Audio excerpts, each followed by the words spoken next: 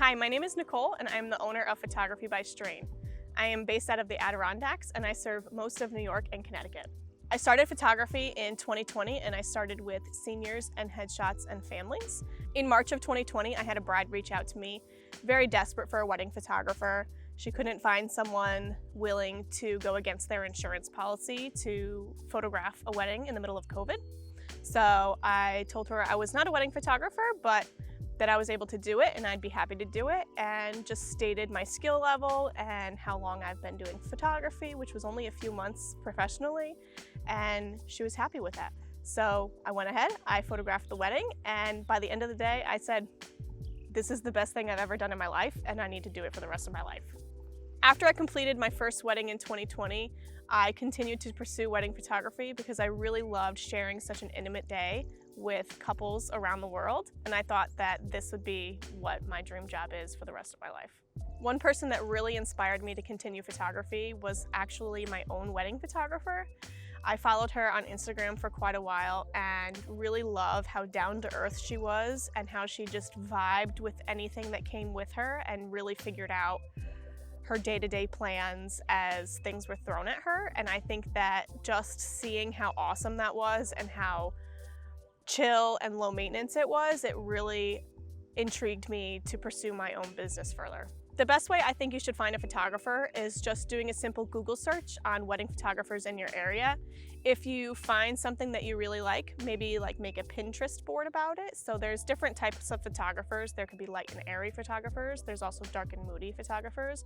And there's other ways people document, like some are documentary photographers. So I really encourage you to look into Google and finding what you like, making a note of it, and then doing a search further. For instance, I like true to color, bright, airy images. So I would look for a bright and airy photographer in the Connecticut or New York area, wherever I'm getting married, and see who comes up in a search. I would review their website, review their work, find their Instagram. Usually their Instagram is listed on their website, so I would find their Instagram and then I would follow them for a little bit and see how I like their work and how their personality vibes with mine. One big thing that I've taken away from wedding photography is really to connect with your clients on a more personal level instead of just a photography level. So I really love to follow my clients on Instagram and Facebook, and I really like to see how their day-to-day lives are lived. If they like to go out to dinner every night, or if they play chess, or if they have dogs, I really like to see a little bit more in their lives so I can connect with them in any way, shape, or form that can help me make them more comfortable on their wedding day when we're spending all day together. It's important to connect with your photographers in a more personal way so that you can vibe with them on a wedding day and so you can feel more comfortable in front of the camera.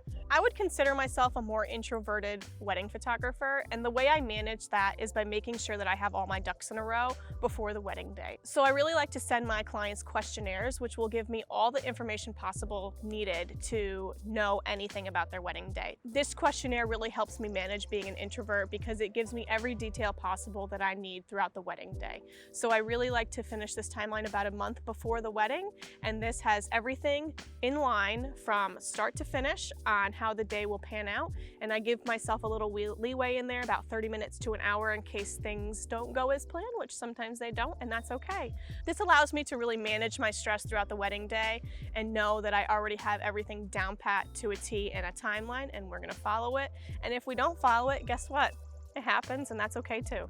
This helps me manage stress for myself and for my client because everything is laid out in one paper to show where you're going to be, where the photographer is going to be, what photos are being taken, at what time, and who needs to be there.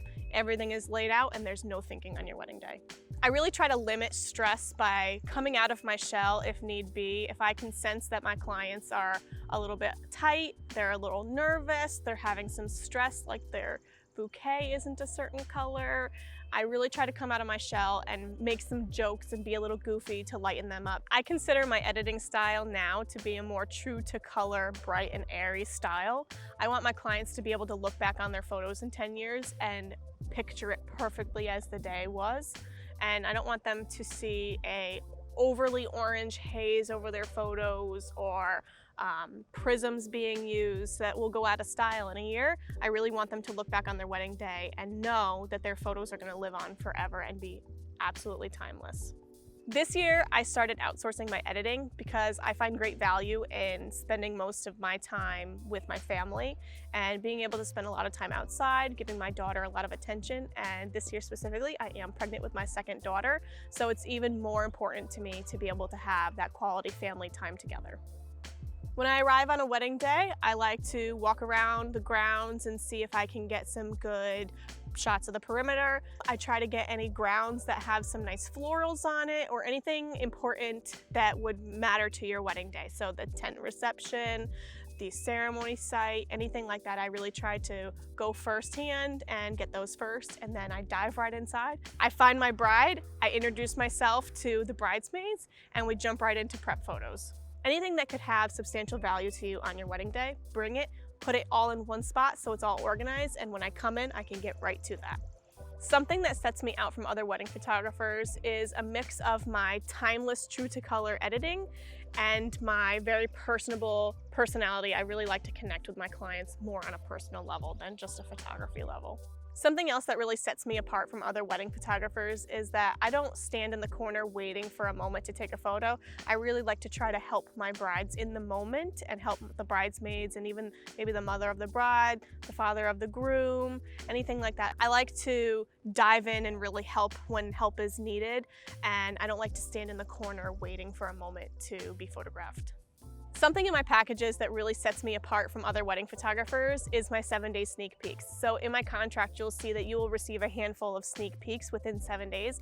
But what most of my clients don't know is that those sneak peeks are most likely delivered to you the same night as your wedding. Something else that I have included in my wedding packages is an engagement session, and I really believe that it's important for clients to have an engagement session to get to know your photographer a little more, and for your photographer to know how you react in front of the camera. If you're comfortable, if you're not comfortable, what can make you comfortable, and what angles are best to photograph you in. Some things that I recommend that my couples bring to their wedding day for their detail photos would be including, but not limited to, their invitation, sometimes maybe 2 invitations because there's a front and the back and we can display both at the same time. Their rings, vow books, perfume, shoes, dress, veil, a hanger if you bought a hanger with your new married name on it, and anything else that is important to you on your wedding day. I know some brides like to have charms on their bouquets, some don't, some wear something blue. Something new that I offer now is maternity sessions. So my goal was really to go beyond your wedding day and really interact with my clients further than that.